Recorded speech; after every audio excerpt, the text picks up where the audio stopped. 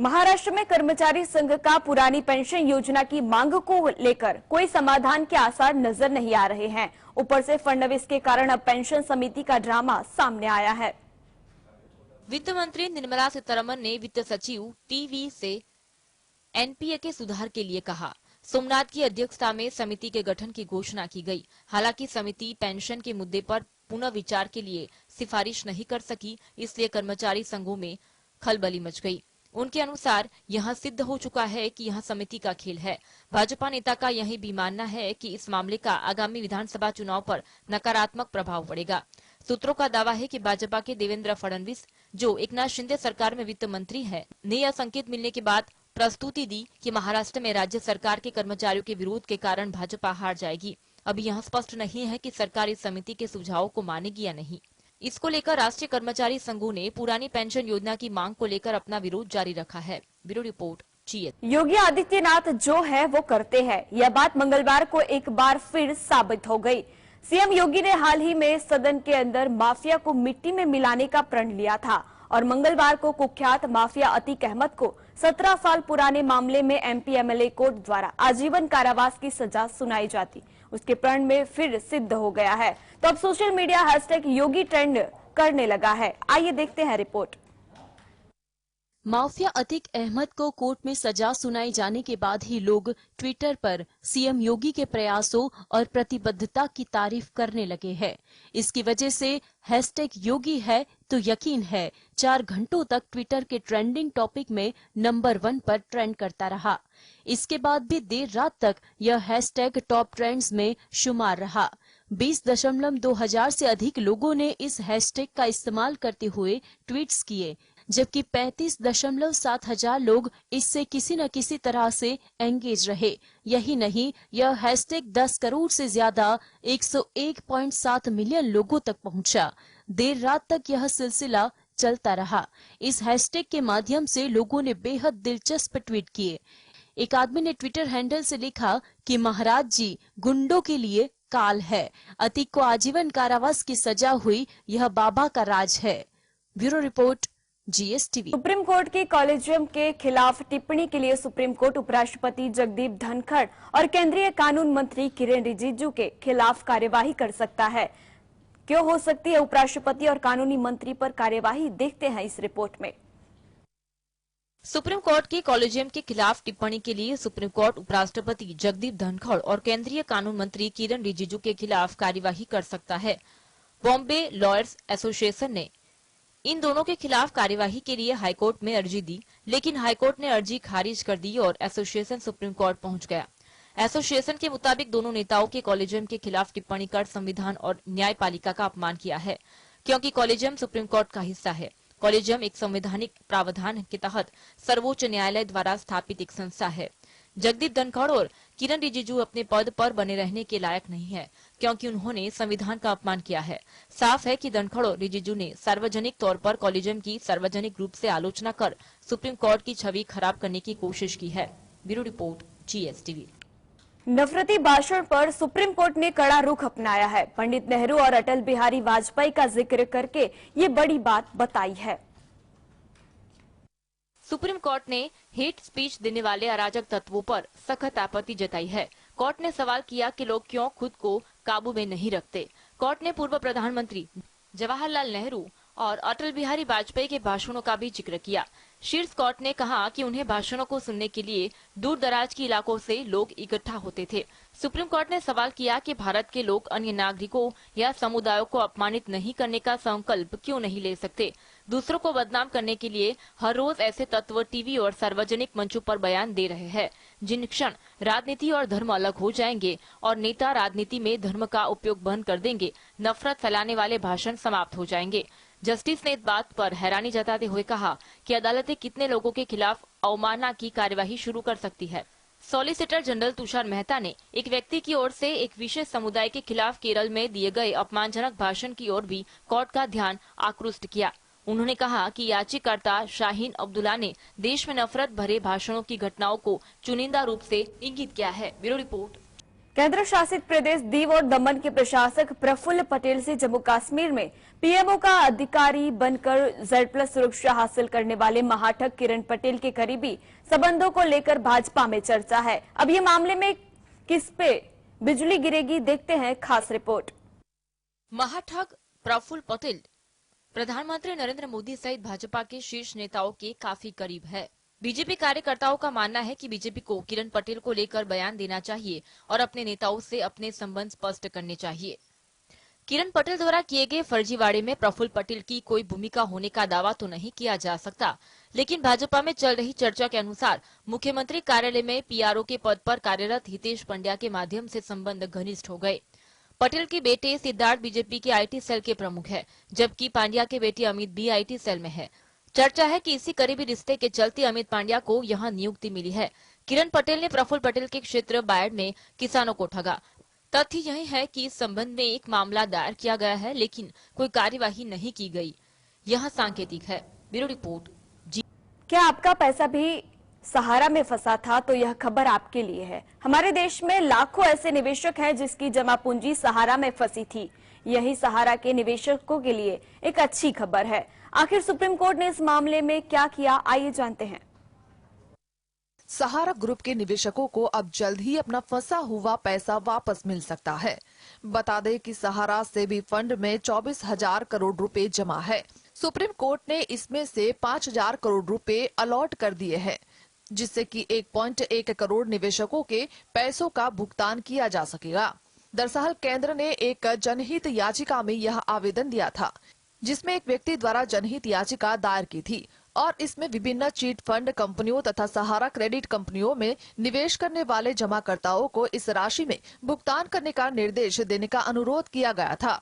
वह supreme court ने केंद्र सरकार की यह याचिका विचारार्थ स्वीकार कर ली है, जिसमें न्यायमूर्ति ने कहा कि सहारा समूह की सहकारी समितियों द्वारा ठगे गए जमाकर्ताओं के बीच इस राशि का वितरण किया जाना चाहिए।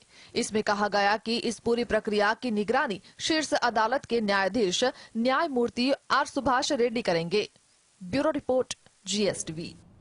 तो मायानगरी मुंबई से बड़ी खबर सामने आ रही है। केंद्र को महाराष्ट्र सरकार द्वारा मुंबई सेंट्रल टर्मिनस का नाम नाना शंकर शेठ के नाम पर रखने का प्रस्ताव मिला है, लेकिन अभी तक इस पर कोई निर्णय नहीं लिया गया है। क्या है मामला, देखते हैं खास रिपोर्ट में। केंद्र को महाराष्ट्र सरकार द्वारा मुंबई सेंट्रल टर्मिनस का नाम नाना शंकर शेठ के नाम पर रखने का प्रस्ताव मिला है, लेकिन अभी तक इस पर कोई निर्णय नहीं लिया गया है। लोकसभा को आज इस बारे में सूचित किया गया। केंद्रीय गृह राज्य मंत्री नित्यानंद राय ने कहा कि ऐसे मामलों में निर्णय विभिन्न सरकारी एजेंसियों की सिफारिश और अन्य प्रासंगिक कारणों पर विचार करने के बाद लिया जाता है। लोकसभा में दिए गए लिखित जवाब में नित्यानंद राय ने कहा कि केंद्र को महाराष्ट्र सरकार द्वारा मुंबई सेंट्रल टर्मिनस का नाम नाना शंकर शेठ के नाम पर रखने का प्रस्ताव मिला है, लेकिन ऐसे मामलों में निर्णय विभिन्न सरकारी एजेंसियों और अन्य प्रासंगिक कारणों की सिफारिश पर विचार करने के बाद लिया जाता है। Bureau report GSTV। तो महात्मा गांधी राष्ट्रीय ग्रामीण रोजगार गारंटी अधिनियमन यानी कि मनरेगा के तहत काम पाने वाले मजदूरों को अपना मेहनताना हासिल करने में दिक्कतों का सामना करना पड़ रहा है। आखिर क्या मुश्किलें आ रही हैं मजदूरों को, आइए देखते हैं इस रिपोर्ट में। मनरेगा योजना के अंतर्गत मजदूरों को रोजी रोटी बचाने के लिए मजदूरों को महंगा स्मार्टफोन खरीदना पड़ रहा है। बहुत से ऐसे मजदूर हैं जिन्होंने फोन भी खरीदा, लेकिन उसके बाद भी उनकी मुसीबतें कम नहीं हुई। वजह यह है कि उन्हें नेटवर्क की तलाश में 2-3 किलोमीटर दूर जाना पड़ता है। वहां भी कई बार पूरा नेटवर्क नहीं मिल पाता। नतीजा, मजदूरों के फोटो साइट पर अपलोड नहीं हो पाते। इस वजह से उनकी दिहाड़ी मारी जाती है। नई दिल्ली के जंतर मंतर पर नरेगा संघर्ष समिति के बैनर तले चल रहे 100 दिवसीय धरने में शामिल मजदूरों ने ये बात कही है। राजस्थान से आए नरेगा मजदूरों का कहना था, केंद्र सरकार को इस योजना में धरातल की स्थिति के अनुसार सुधार किए जाने चाहिए। शिकायत निवारण तंत्र में कई तरह की कमियां हैं। राजस्थान के अजमेर जिले की एक नरेगा कार्यकर्ता ने बताया कि वह नरेगा में मैट के रूप में काम करती है। मजदूरों के मुताबिक खराब नेटवर्क के कारण वे इस ऐप पर अपनी पूर्ण उपस्थिति दर्ज नहीं कर पाते हैं। तस्वीरें अपलोड करने के लिए पर्याप्त नेटवर्क की तलाश में उन्हें हर रोज पहाड़ियों पर लगभग 2 किलोमीटर पैदल चलना पड़ता है। उसके बावजूद ठीक से तस्वीरें अपलोड नहीं हो पाती। इसका मतलब यह है कि वह और उनके जैसे कई अन्य मजदूर उपस्थिति दर्ज न होने के कारण अपने काम की पूरी मजदूरी पाने में असमर्थ है। Bureau report GSTV। गूगल पर सर्च करने पर एक दिलचस्प बात सामने आई। गूगल पर आप CR पाटिल सन सर्च करें तो ऊपर से अंग्रेजी में सारी डिटेल्स आ जाती हैं कि 2009 में पाटिल के बेटे जिग्नेश को सूरत में शराब पीते हुए पकड़ा गया था। बीजेपी क्या इस मामले में स्पष्ट करेगी? चित्र क्या है? गूगल पर आप CR पाटिल सन सर्च करेंगे तो ऊपर से अंग्रेजी में सारी डिटेल्स आती है कि 2009 में पाटिल के बेटे जिग्नेश को सूरत में शराब पीते हुए पकड़ा गया था। राज्य के कानून के अनुसार गुजरात में शराब पीना प्रतिबंधित है। बाद में जिग्नेश पाटिल को जमानत पर रिहा कर दिया गया। यदि आप इस पार्ट के नीचे दिए गए विकिपीडिया लिंक पर क्लिक करेंगे तो यहाँ 1975 में कांस्टेबल के रूप में शामिल होने के बाद बुटलेगर मामले में पाटिल के नाम का विवरण देता है। 1978 में पाटिल के खिलाफ सोनगढ़ थाने में शराबबंदी का मामला दर्ज किया गया और सूरत पुलिस टास्क फोर्स ने उन्हें गिरफ्तार कर लिया। यह भी उल्लेख है कि इस मामले में पाटिल को 6 साल के लिए निलंबित कर दिया गया था। बीजेपी को स्पष्ट करना चाहिए कि ये विवरण सही है या नहीं। Bureau report GSTV। तो गूगल को national company law appellate tribunal से भी राहत नहीं मिली। आखिर क्या है पूरा मामला और क्या गूगल कितना जुर्माना लगा है, देखते हैं इस रिपोर्ट में। भारतीय प्रतिस्पर्धा आयोग यानी CCI ने एंड्रॉइड के दबदबे को दुरुपयोग को लेकर गूगल पर 1338 करोड़ रुपए का जुर्माना लगाया था। गूगल को यहां पेनल्टी भरने के लिए 30 दिनों का समय दिया गया है। हालांकि टेक सेक्टर की दिग्गज कंपनी के पास अभी भी सुप्रीम कोर्ट में इस फैसले को चुनौती देने का मौका है। ट्रिब्यूनल ने सुनवाई के दौरान गूगल की इस दलील को खारिज कर दिया कि CCI ने फैसले में किसी प्रकार का पक्षपात किया है। NCLT ने कहा कि स्मार्टफोन कंपनियों को गूगल अपने 11 ऐप्स को प्री इंस्टॉल करने के लिए कहती है, जो अनुचित कारोबारी तरीका है। ट्रिब्यूनल ने यहाँ माना है कि गूगल वास्तव में कंपनियों को अपना खुद का एंड्रॉइड वर्जन डेवलप करने से रोकती है और इसके लिए यह एंटी फ्रेगमेंटेशन एग्रीमेंट का इस्तेमाल करती है। NCLT ने CCI के 4 आदेश को रद्द कर दिया है। जब यूजर्स ने सीधे वेबसाइट से या किसी अज्ञात स्रोत से ऐप डाउनलोड यानी साइड लोडिंग करते हैं तो उन्हें चेतावनी भेजने में गूगल ने पक्षपात नहीं किया। गूगल को अपना स्वामित्व app program interface third party के साथ साझा करने की जरूरत नहीं है। वायरस से बचने के लिए गूगल ने अपने प्ले स्टोर पर थर्ड पार्टी ऐप स्टोर की अनुमति नहीं दी। ट्रिब्यूनल के मुताबिक गूगल ने यह सही किया है। इसके अलावा ट्रिब्यूनल इस बात पर सहमत दिखी कि एंड्रॉइड फोन पर गूगल अपने सूट ऐप्स को अनइंस्टॉल करने से रोक सकता है। Bureau report GS। 1 अप्रैल 2023 से नया वित्त वर्ष शुरू होगा। इसकी शुरुआत के साथ ही क्या UPI ट्रांजैक्शन भी महंगा होने वाला है? मंगलवार को जारी एक रिपोर्ट में कहा गया था कि national payments corporation of India ने 2000 रुपए से अधिक के मर्चेंट पेमेंट पर PPI चार्ज लगाने की सिफारिश की है। इन खबरों पर NPCI ने एक प्रेस रिलीज जारी कर अपना रुख साफ किया है। अगर आपने भी UPI पेमेंट पर चार्ज लगने की खबरें पढ़ी या सुनी है और हैरानी है तो अब निश्चित हो जाइए। UPI पेमेंट पर 1 अप्रैल से आपको कोई एक्स्ट्रा चार्ज नहीं देना है। देश में यूनिफाइड पेमेंट इंटरफेस की व्यवस्था देखने वाली संस्था NPCI ने साफ किया है कि UPI यूजर्स को ट्रांजैक्शन पर कोई अलग से चार्ज नहीं देना है। ऐसी खबरें चल रही थी कि UPI पर 2000 रुपये से ऊपर के ट्रांजैक्शन पर आपको सरचार्ज भरना है। अब NPCI ने बताया कि कस्टमर्स को ऐसा कोई चार्ज नहीं देना है। हाँ, प्रीपेड पेमेंट इंस्ट्रूमेंट यानी प्रीपेड वॉलेट के जरिए दिए गए पेमेंट पर इंटरचेंज फीस लगेगी। NPCI ने कहा कि UPI से पेमेंट पर पुरानी व्यवस्था जैसी की तैसी है।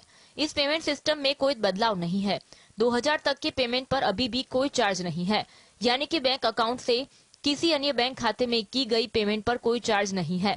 लेकिन प्रीपेड वॉलेट के जरिए की गई UPI पेमेंट पर मर्चेंट को चार्ज देना होगा। इसका ग्राहक पर कोई असर नहीं पड़ेगा क्योंकि ऐसे ट्रांजैक्शन की संख्या 1% से भी कम है।